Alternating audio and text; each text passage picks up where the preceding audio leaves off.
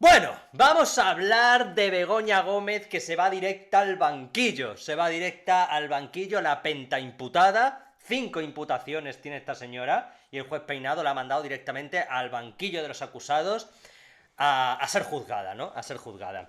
Pero el novio Ayuso, luego todo es el novio Ayuso, aquí la mujer del presidente, el hermano del presidente también va al banquillo, también va para adelante.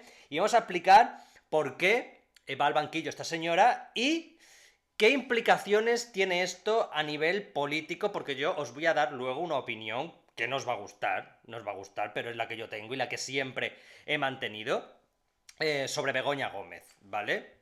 Pero bueno, vamos a ver, eso lo voy a decir luego. Vamos a ver primero de qué va todo esto de la imputación y de que Begoña Gómez vaya al banquillo. El juez Peinado ha dado un paso más en el procedimiento que mantiene abierta la justicia sobre Begoña Gómez, la esposa del presidente del gobierno. Ha citado a Gómez, a su asesora en Moncloa, Cristina Álvarez, y al delegado del gobierno en Madrid, Francisco Martín Aguirre, para comunicarles que serán juzgados por un jurado popular en calidad de acusados de un presunto delito de malversación de caudales públicos. Conviene aclararlo porque el juez no ha tomado una decisión discrecional.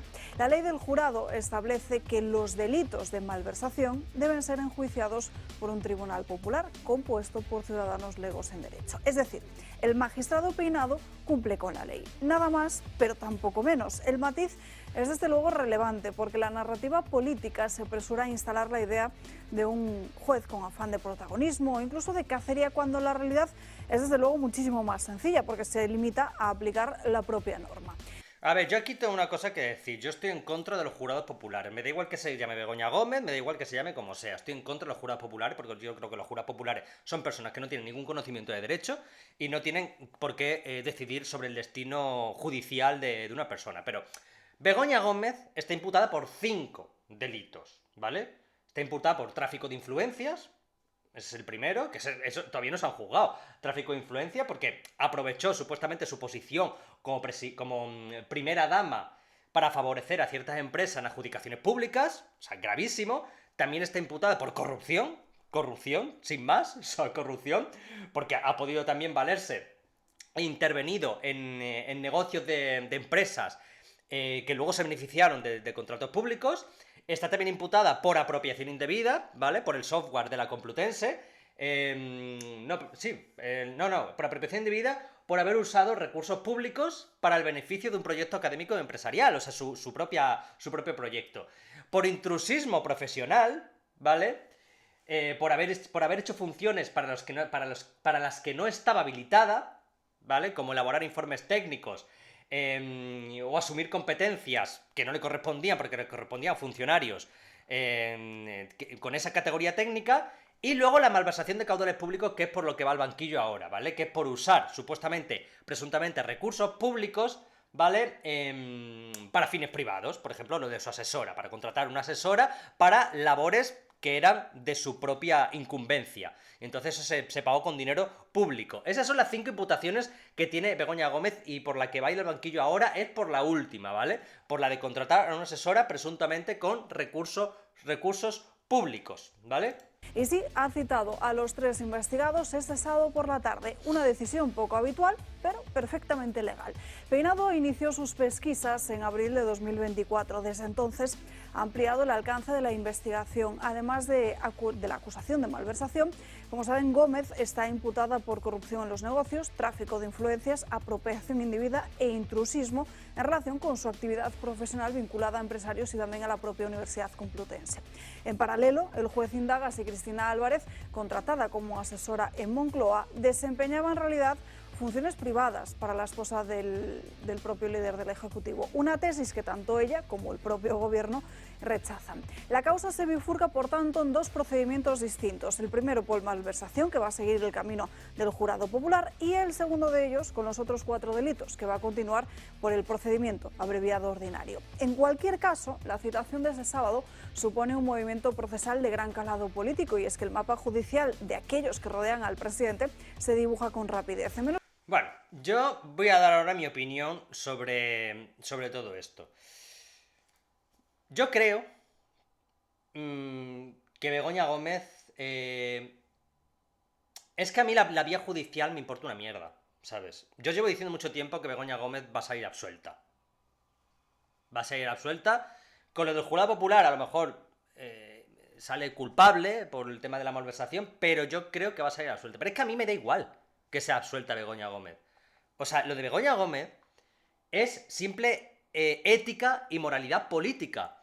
O sea, esta señora y el presidente, su marido, tendrían que haber dimitido simplemente por lo que hizo, sea delito o no. A mí me da exactamente igual si lo que ha hecho Begoña Gómez de valerse de su posición de esposa del presidente para conseguir determinadas cosas es delito o no. Me da exactamente igual. El simple hecho de hacerlo, el simple hecho de valerte de tu posición como esposa del presidente del gobierno para beneficiar al gobierno de tu marido, eso ya implicaría la dimisión inmediata del presidente del gobierno. Inmediata. Sea legal o no sea legal. Pero tú te has valido una posición de poder. Y eso es corrupción. Aunque sea corrupción política, moral, llámalo como le dé la gana. Pero te has valido de una posición de poder. Que de otra forma no hubiera sido posible. O sea, esta señora contrató, o sea, se usaron presuntamente recursos públicos para tener una asesora privada. Pero vosotros acordáis la que se lió en este país cuando Rajoy tuvo a su padre en la Moncloa con cuidados paliativos pagados con dinero de la Moncloa. ¿Vosotros sabéis la que se lió con el pobre hombre que al final murió? Bueno, corrupción en la Moncloa, que Rajoy ha usado recursos públicos para cuidar a su padre que vivía en su casa. Y aquí, esta señora, presuntamente, se ha valido de su posición como esposa de su presidente para beneficiar a empresas en adjudicaciones públicas, para beneficiar contratos en adjudicaciones públicas, para apropiarse presuntamente de un software de la Complutense que ni siquiera había hecho ella. O sea, es que es tremendo, ¿eh? Es tremendo y no pasa absolutamente nada.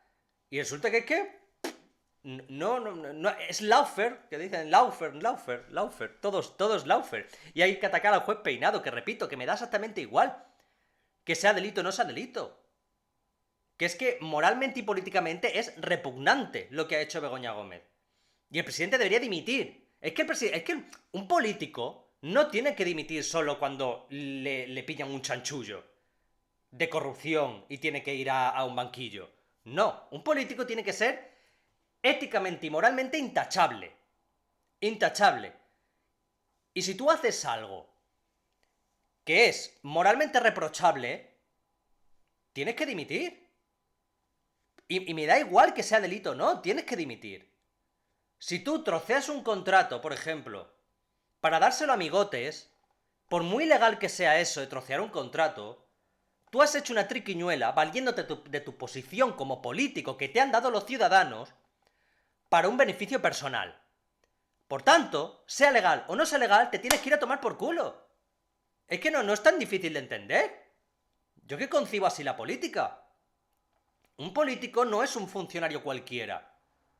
Un político es un funcionario que ha sido elegido por los españoles. Para que trabaje para los españoles. No para que trabaje para sí mismo. Por tanto, en el momento que tú haces algún tipo de acción encaminado a beneficiarte a ti mismo, o sea, tienes que irte a la mierda, tienes que irte a tomar por culo y tienes que dejar la política. Os lo digo, yo si fuera político, no sé si lo seré algún día, y esto no es poner la mano en el fuego, no, es que luego lo dices ahora que no eres político, no. Yo llevo ya muchos años aquí y sabéis mis valores, sabéis mi integridad, y para que yo me corrompa en algo, bueno, es que nunca jamás me podría corromper en nada. Porque hay que tener valores y principios. Cosa que esta gente no tiene. Pero es que me da igual que sea del PSOE y del PP. Pero es que los del PP son exactamente iguales. Pero es que tú ves los casos del Partido Popular y son exactamente iguales que los del PSOE. Adjudicaciones, contratos públicos, comisiones, todos son exactamente iguales, tío. Son unos muertos de hambre, casi todos los políticos son unos muertos de hambre que llegan a la política y ven a su alrededor un mundo de opciones y de posibilidades para hacerse ricos y claro, y las aprovechan todas, porque no se han visto una igual. Por eso yo soy de los que defienden que a la política tienen que entrar los mejores, y para que entren los mejores tiene que haber sueldos altos, muy altos, para que un empresario que gana una millonada le compense entrar en política, para no hacerse rico. ¿Vale? Pero esta gente no. Si tú coges a un muerto de hambre que estaba en un kiosco y le metes a ser diputado, pues el tío sabe que está ahí por dinero y va a querer más dinero porque en el kiosco vendía pipas y ganaba 4 duros. Por eso muchas veces la gente me critica eso, de que defiendo que los políticos cobren más. Claro que los políticos deben cobrar más. Porque si los políticos cobran más de lo que cobraban en la empresa privada, les va a interesar entrar en política. No para enriquecerse, sino porque dice, bueno, es que para que voy a entrar en política se van a joder la vida y encima voy a ganar menos dinero. Pues si me ofrecen más, entro. Ese tiene que ser el objetivo de entrar en política, de servir al ciudadano. ¿Vale? Pero bueno, a la vez, pues se ha producido también el enjuiciamiento del novio de Ayuso. A mí me encanta que se armen los paralelismos entre el hermano, el novio, no sé por qué digo siempre el hermano, el novio de Ayuso y Begoña Gómez. Porque a mí me encantaría que un rojo de los cojones de estos me explicaran por qué razón Ayuso tiene que dimitir por algo que hizo su novio antes de conocerla y el presidente no tiene que dimitir por algo que su mujer ha hecho mientras el presidente era presidente. Y lo hizo para beneficiar al presidente y a ella misma. Porque lo que ha hecho el novio de Ayuso no ha beneficiado en nada a Ayuso. Porque todo lo que hizo, presuntamente, fue antes de conocer a Ayuso. Entonces a mí me gustaría que alguien me explicara por qué Ayuso, que sin ser santo de mi devoción, Ayuso, por qué tiene que dimitir esa señora por algo que hizo su novio cuando no sabía quién era. ¿Vale? Pero bueno, aquí tenemos a los voceros del gobierno, a Inchaurrondo, a toda esta gentuza, pues explicándonos por qué lo de Ayuso es tan grave. Abre juicio oral a González Amador. La pareja de Díaz Ayuso va a ser juzgado por 6 delitos, entre ellos uno nuevo, el de pertenencia a grupo criminal. La jueza sospecha que él y sus socios se valieron de un entramado de facturas falsas para defraudar más de 350.000 euros a Hacienda. ¡Buah! Me suena ese caso, ¿eh? Me suena un poquito parecido al de las facturas falsas de Andalucía, de UGT. Coño, y ahí no fueron 350.000 euros. Ahí fueron millones y millones y millones y millones. Ojito, ojito. González Amador se sentará junto con los otros 4 empresarios investigados en el banquillo de los acusados. La pareja de Ayuso será juzgado por 6 delitos, 2 contra la hacienda pública, 2 de falsedad en documento mercantil, 1 de delito continuado contable y la novedad, un presunto delito de pertenencia a grupo criminal. Una de las peticiones de las acusaciones particulares que la jueza ha decidido incluir. Todo supuestamente por defraudar casi 351.000 euros como comisionistas de mascarillas en los años de la pandemia. Y para ello se podrían haber valido de un entramado de facturas falsas. Fundamental para demostrarlo el testimonio ante la jueza de la funcionaria de Hacienda que lo inspeccionó. Va a concluir que esta es una factura falsa que ha sido utilizada para reducir la carga fiscal. Como tenía mucha carga fiscal ese año porque tenía... Pero, ¿nos damos cuenta que este señor es un ciudadano anónimo? O sea, ¿tenemos claro que este señor es un ciudadano anónimo? Si ha cometido alguno de esos delitos, o todos, a la cárcel, o una multa o lo que sea. Pero es un ciudadano anónimo, este señor no es político. O sea, que alguien me explique por qué se está haciendo un caso político de un ciudadano anónimo. Porque es el novio de la presidenta de la Comunidad de Madrid. Imagínate si este señor es el novio de Pepita Flores. ¿Saldría en la televisión? No, no saldría en ningún sitio. O sea, se está haciendo un caso político de un ciudadano anónimo. Muchos beneficios, pues una forma de hacerlo es mediante la recepción de facturas falsas o la utilización de esas facturas falsas. Que desmentía, entre otras cosas, la tesis de la presidenta madrileña. Mi pareja está sufriendo una inspección fiscal salvaje. Es falso que sea él quien debe a Hacienda 350.000 euros por fraude y no solo no le debe nada, sino que es Hacienda quien le debe los casi 600.000. Bueno, aquí no se ha demostrado nada todavía. Acordad del caso de Ana Duato. A Ana Duato le pedían 20 años de cárcel. También por defraudar a Hacienda, supuestamente. Y al final la han absuelto, ¿eh?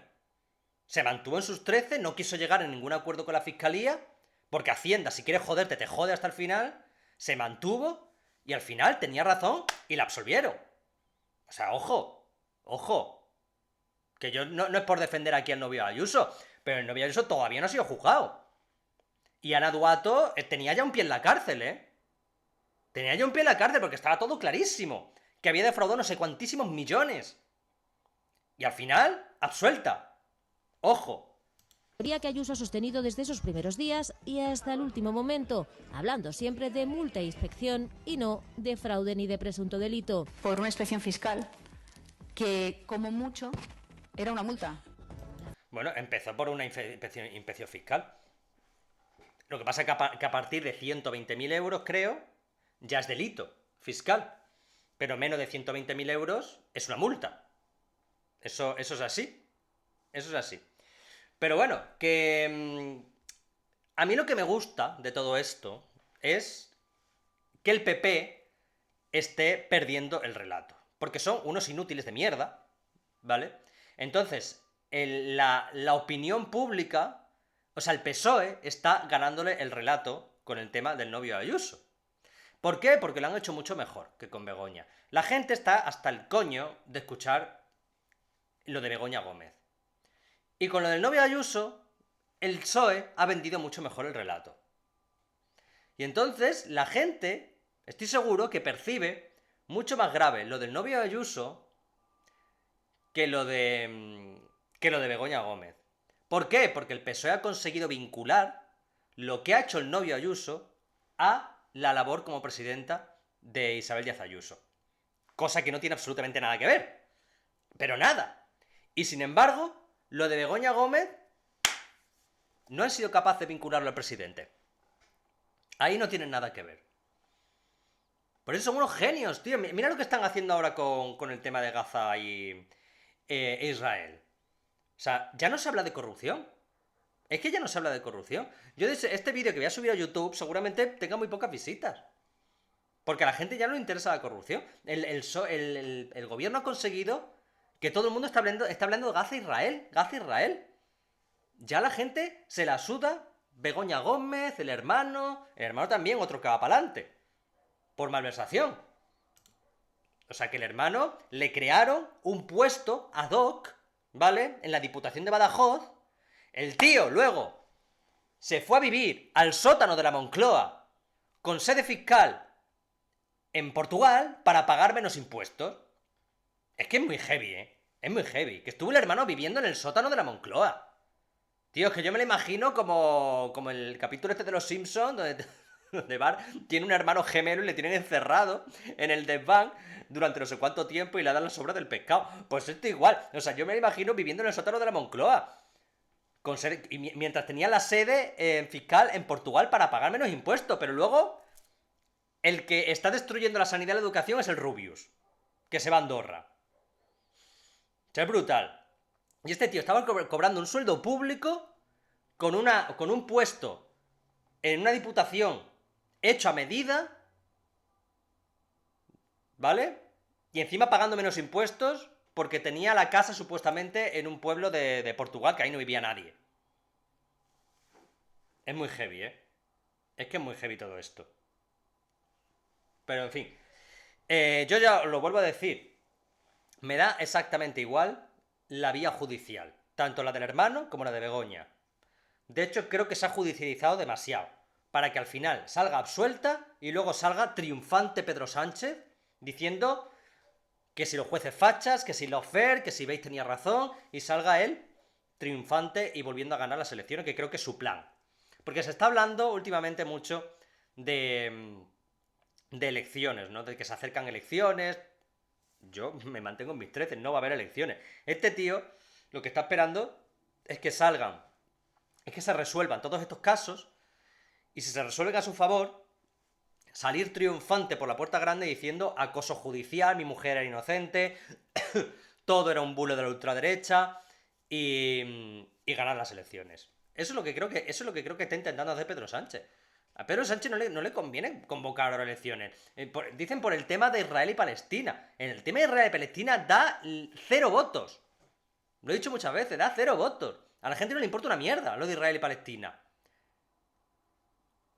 O sea, él está usando la Israel y Palestina como cortina de humo para que los medios de comunicación no hablen tanto de la corrupción. Y lo ha conseguido. No porque electoralmente le beneficie. Electoralmente no le beneficia a nadie. Mira, ahí está Podemos. Podemos lleva no sé cuánto tiempo con lo de Israel y Palestina y ahí está, en 2 diputados que le dan todas las encuestas. Lo de Gaza le importa una mierda a la gente, a todo el mundo. Pero sirve para tapar todo lo que tiene esta gente detrás. O sea, eso cogen una enorme bandera palestina y te tapa todos los casos de corrupción. En ese sentido lo están consiguiendo. Pero esto que dice la gente, los analistas políticos, de que está usando lo de Gaza a Israel para electoralmente, no. No le da ni un voto. Esto no le da ni un voto al PSOE. Lo de Gaza y Israel. Ni uno. Es para tapar toda la porquería y toda la basura que tienen. Es así de fácil. Y no va a haber elecciones. No va a haber elecciones hasta 2027. Y en 2027 algo va a pasar. Algo va a pasar, estoy seguro que algo va a pasar que va a hacer que Pedro Sánchez gane las elecciones. Yo lo he dicho muchas veces. Pedro Sánchez, o sea, el PSOE no deja nunca al gobierno si no quieren. El PSOE deja de gobernar cuando ellos quieran. En el 96 lo dejó Felipe González porque le dio la gana, porque podía haber seguido gobernando. En el 2011 Zapatero se fue porque el país estaba ya hecho unos zorros y no le interesaba el desgaste político de seguir gobernando un país en la ruina. Pero ahora no quieren irse. Y no se van a ir. Y algo harán para que no se vaya. Y para volver a ganar las elecciones. Y lo van a hacer. Eso sí es fácil. Cuando llegaron en el 2018 no tenían ninguna intención de irse. Y ya está. Y eso lo tiene que entender la derecha. Bueno, la derecha. O la oposición. Lo tiene que entender. Porque parece que lo único que ha entendido que tenemos a un sátrapa, a un psicópata gobernando es Vox. Mientras el PP los sigue tratando como si fuera un partido político normal y no una organización criminal, que es lo que es este partido. Pero ni aunque imputen a Pedro Sánchez, se va a ir. Que no. Que tiene al fiscal general imputado. Y la fiscalía pidiendo la absolución de su fiscal. Es que lo tienen todo lo tienen podrido, todo lo tienen agarrado, todo lo tienen... Mira la televisión pública, ¿vosotros creéis que lo que está haciendo la televisión pública, que lo que están haciendo en la televisión pública corresponde a un gobierno que tiene pensado convocar elecciones? Se ha monopolizado la televisión pública metiendo a todos sus acólitos, a todos sus mercenarios, los han metido ahí juntos. ¿Y tú te crees que eso lo hace alguien que está pensando en convocar elecciones? No, eso lo hace alguien pensando en años de poder que le quedan todavía. En años. Y ya está. En fin, bueno, pues esto. Ya os lo he dicho, que Begoña Gómez, para mí, creo que saldrá absuelta y que creo que la oposición debería tirar más por sus actitudes y por todo lo que ha hecho para valerse de su cargo, que eso es corrupción. Sea legal o no lo que ha hecho, es corrupción. Pero, al final, el PSOE se saldrá con lo suya, porque yo creo que la estrategia política de la oposición en este país, pues, en fin, tienen poca idea, la verdad, de cómo es el PSOE. En fin, aquí tenéis mi vídeo por si queréis colaborar con la causa Thatcher, con lo que podéis hacer lo que queráis. Suscribiros a mi canal, seguidme en Instagram y si queréis ayudarme, pues tenéis Patreon aquí debajo para ayudarme a seguir haciendo vídeos, que ya sabéis que YouTube me desmonetizó los canales. En fin, que esto es una mierda, señores.